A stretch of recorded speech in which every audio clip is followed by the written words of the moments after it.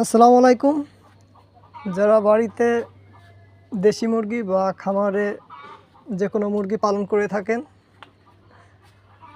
আপনাদের মুরগি সুস্থ সবল ও রোগ প্রতিরোধ ক্ষমতা বৃদ্ধি করার জন্য অবশ্যই আপনারা লাইসোবিটটা খাওয়াবেন।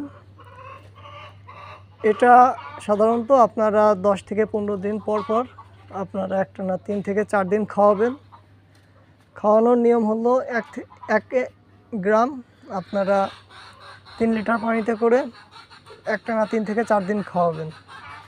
এই লাইসোবিটটা খাওয়াইলে মুরগির সুবিধা হলো এদের দেহের রোগ প্রতিরোধ ক্ষমতা বৃদ্ধি পায় আর মুরগিগুলো সুস্থ থাকে। এক্ষেত্রে আপনারা অবশ্যই 10 থেকে 15 দিন পর পর অবশ্যই লাইসোবিটটা আপনারা খাওয়াবেন। এতে আপনার খামারটা সুস্থ সবল থাকবে। ধন্যবাদ।